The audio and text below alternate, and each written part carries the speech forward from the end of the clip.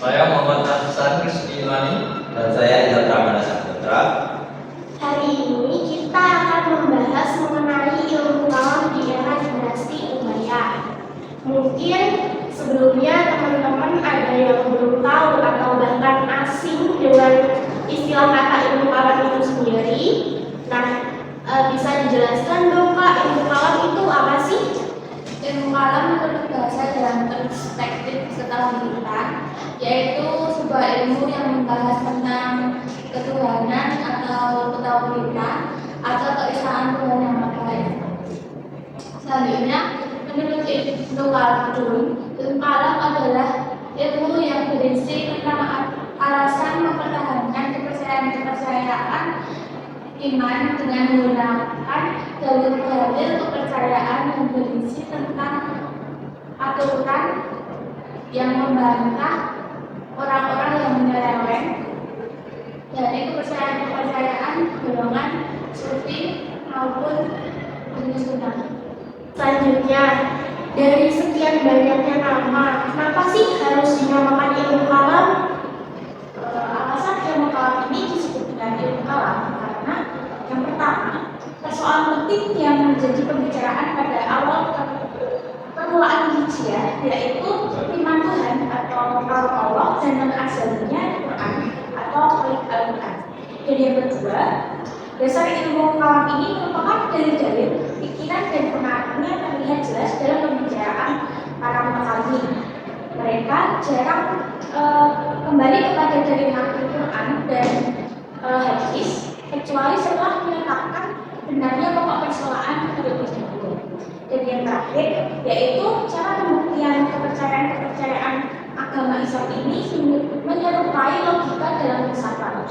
Maka dari itu namanya dibedakan dengan ilmu kalam. Ilmu kalam itu sendiri pasti kan tidak muncul begitu saja ya. Ada alasan yang mendasari, kemudian faktor penyebab lahirnya ilmu kalam itu apa? Faktor lahirnya ilmu kalam itu ada dua, faktor internal dan eksternal. Faktor internal lahirnya ilmu kalam itu ada beberapa, yaitu satu, dorongan dan pemahaman Al-Quran.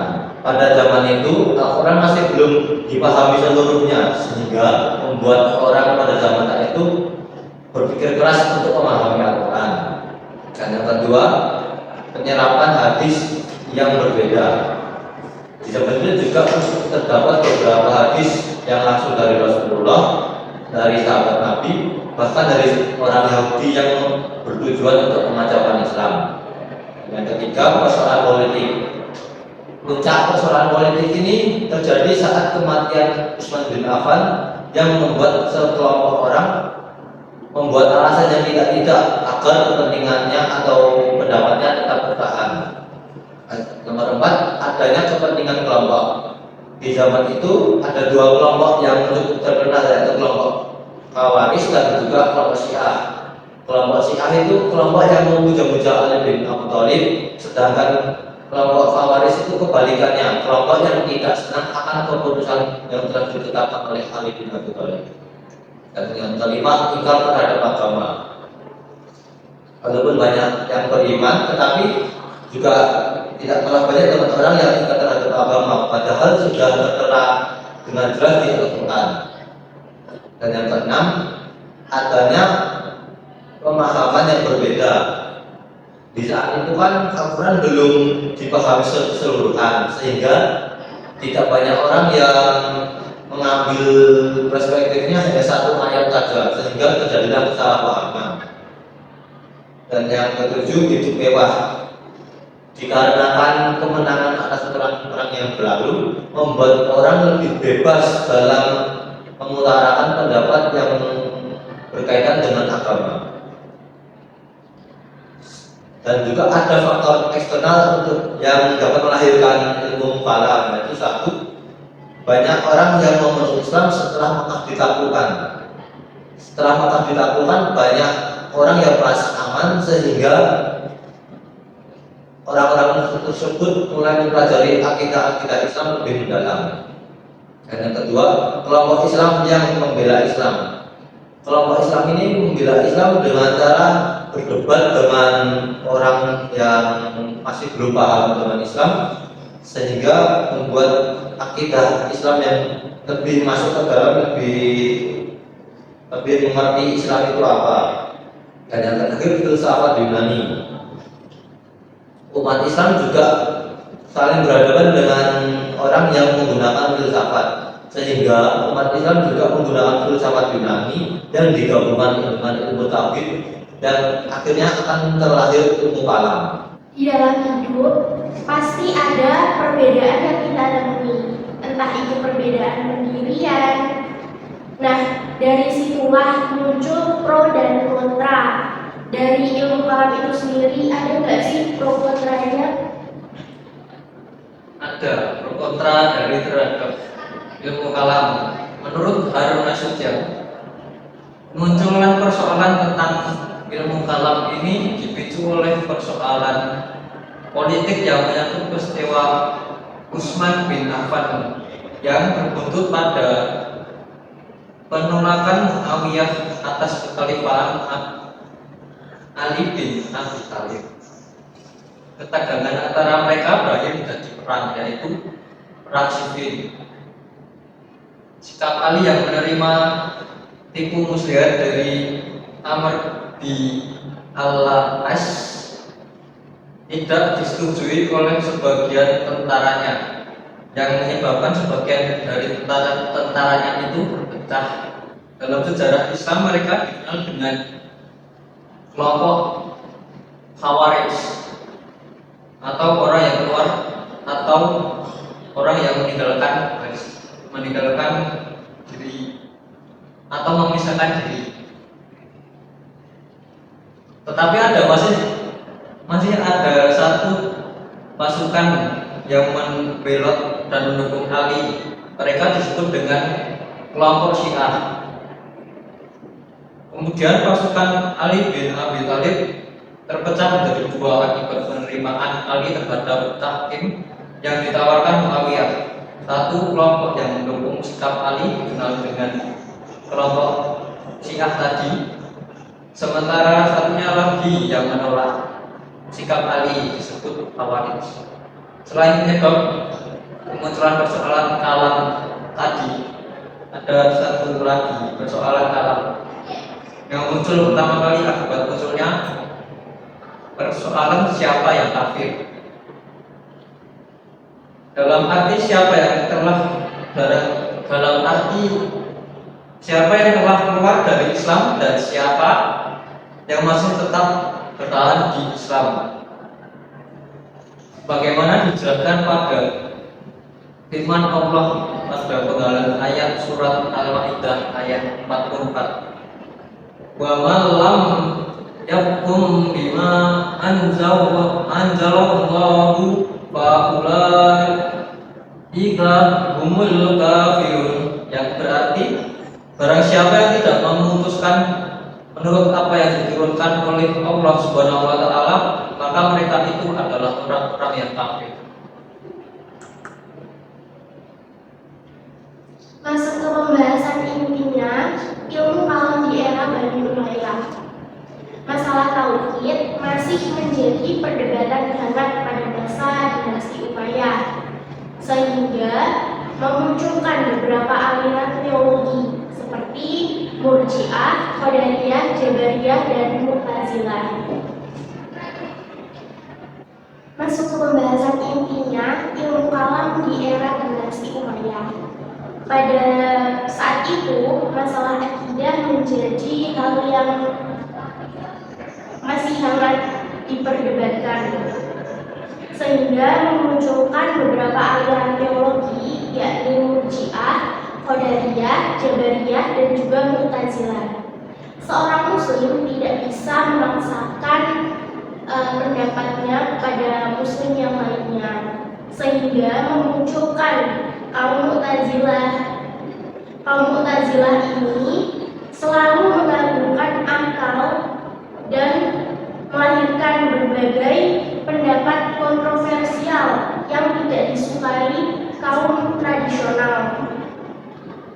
Kemudian lahirlah aliran Sunnah wal Jamaah dengan tokoh besarnya, yakni Abu Hasan al-Asy'ari dan Abu Mansur al-Maturidi. Pada pemerintahan Bani Umayyah ini perdebatan atau pertikaian itu sangatlah minim.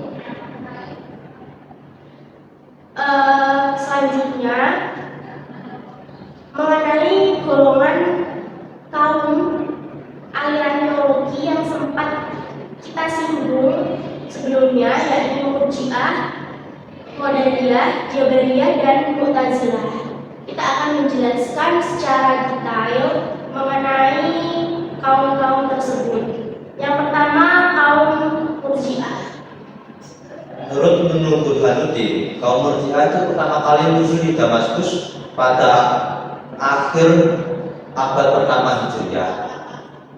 Masa kejayaan kaum Murji'ah ini pada saat masa pemerintahan Daulah Umayyah. Tetapi ketika masa Daulah Umayyah runtuh, golongan Murji'ah ini juga ikut berangsur-angsur menghilang dari zaman. Walaupun golongan Murji'ah itu hilang dari zaman, tetapi masih ada beberapa orang yang meyakini atau menganut pahamnya, walaupun pahamnya itu ada yang bertentangan dengan Al-Quran dan Sunnah. Ajaran-ajaran aliran Murji'ah itu terdapat terdiri dari 3, yaitu 1, rukun iman ada 2, iman kepada Allah dan juga iman kepada utusan Allah. Dan yang kedua, orang yang berbuat dosa tak mukmin selama dia telah beriman. Dan jika orang tersebut meninggal dalam keadaan berdosa, hanya Allah yang berhak menghakiminya di akhirat kelak. Dan yang ketiga, perbuatan kemaksiatan tidak berdampak apapun kalau setelah dia beriman.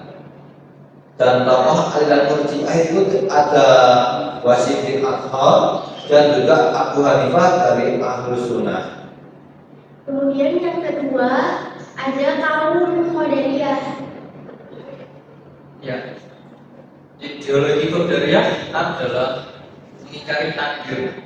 Yang dimaksud mengingkari takdir itu tidak ada takdir. Jadi semua perkara yang ada merupakan sesuatu yang baru di luar takdir dan ilmu Allah Subhanahu wa taala. Dan kemudian faktor munculnya paham Qadariyah ada dua faktor yang secara internal dan secara eksternal. Yang pertama secara internal, paham Qadariyah lahir sebagai reaksi dari paham Jabariyah yang telah berkembang pada masa dinasti Umayyah. Paham ini cenderung memperbolehkan perbuatan yang dilarang oleh Allah Subhanahu wa taala. Kedua, secara eksternal, pada masa Bani Umayyah, kaum muslimin atau orang-orang Arab berkumpul dan berdiskusi, saling memikirkan dan berpendapat asing. Kemudian mereka memecahkan persoalan mereka dengan metode yang sesuai dengan keyakinan hati mereka. Dapat disimpulkan bahwa semua manusia tidak dapat melakukan sesuatu kecuali dengan pertolongan Allah Subhanahu wa taala. Dan kemudian ada tokoh dan paham aliran Qadariyah, yaitu Ma'bad al-Jauhani dan Bilal al-Dimashqi. Yang ketiga ada aliran Jabariyah. Aliran Jabariyah atau pemahaman Jabariyah dalam sejarah teologi Islam pertama kali ditemukan oleh Al-Ja'far bin Dirham. Tetapi yang menyebarkan adalah Jahm bin Safwan. Jahm bin Safwan juga merupakan pelopor atau pendiri pemahaman Jabariyah ini. Corak pemahaman Jabariyah yaitu menganggap bahwa perbuatan manusia dilakukan oleh Tuhan dan manusia hanya menentukan atau menerima. Selanjutnya adalah tokoh dan pemahaman aliran Jabariyah modern, yaitu ada 2. Yang pertama adalah Husain bin Muhammad An-Najjar Yang kedua adalah adilan. Yang terakhir ada aliran Mu'tazilah. Kemunculan aliran Mu'tazilah ini tidak dapat dibukti oleh fakta sejarah bahwa Mu'tazilah merupakan salah satu aset kekayaan dalam pelaksanaan pemikiran dunia Islam, khususnya dalam bidang teologi. Mereka sudah banyak menyumbangkan jasanya dalam perkembangan dan kemajuan intelektual Islam dalam jangka waktu yang sangat panjang. Ajaran pokok Mu'tazilah ini ada dua. Yang pertama, nafi al-sifat atau peniadaan sifat Tuhan. Dalam ajaran Mu'tazilah ini sangat menekankan pada ajaran tentang transendensi Tuhan. Mereka membuat garis perbedaan yang sangat tegas antara Tuhan dan makhluknya. Bagi mereka, mengakui Tuhan selain Allah itu adalah hal yang mustahil. Dan yang kedua, yaitu keadilan Tuhan, prinsip ajaran Mu'tazilah yang kedua. Ya, bagi Mu'tazilah, Tuhan itu maha adil, dan keadilannya hanya bisa dipahami jika manusia tersebut mempunyai kemerdekaan untuk memilih perbuatannya. Jadi Tuhan itu tidak bisa dikatakan adil bila mana ia menghukum orang yang berbuat buruk, tetapi bukan atas kemauannya sendiri, tetapi atas paksaan dari luar dirinya, yaitu Tuhan. Mereka menganggap siksaan terhadap ketidakbebasan tersebut adalah suatu untuk kezaliman. Tokoh dalam ajaran aliran Mu'tazilah ini dibagi menjadi dua. Yang pertama pada abad pertama Hijriah, yaitu tokohnya Al-Zaid bin Dirham, kedua Boylan ad-Dimashqi, ketiga Ma'bad al-Juhani, dan pada abad kedua Hijriah ada Wasil bin Atta, kedua Amr bin Ubaid, Dirar bin Amr, Bishr bin al-Mutaqib, dan yang terakhir Jahm bin Safwan. Itulah pembahasan kita mengenai ilmu kalam di era dinasti Umayyah.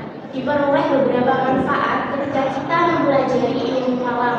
Yakni yang pertama, mengenal lebih dekat Allah dengan dalil-dalil yang jelas, sehingga nantinya akan diperoleh kehidupan yang kekal dan abadi. Yang kedua, mengungkap sejarah. Kita hidup belajar dari sejarah. Maka dari itu, sejarah dari ilmu kalam kita jadikan pelajaran untuk kehidupan yang lebih baik ke depannya. Kemudian yang ketiga, ada meneguhkan keyakinan atau akidah. Dengan ilmu kalam, kita akan memiliki keyakinan yang kuat dan kokoh, tidak gampang goyah, sehingga nantinya diharapkan semoga kita dapat selamat di dunia dan akhirat, insya Allah. Kemudian yang terakhir ada meningkatkan kemampuan pemahaman, penghayatan, dan pengamalan tentang ilmu kalam, sehingga kita menjadi seorang muslim yang bertanggung jawab bagi kehidupan pribadi, bermasyarakat, berbangsa, dan bernegara. Itu saja podcast dari kami. Kurang lebihnya kami mohon maaf. Wassalamualaikum warahmatullahi wabarakatuh.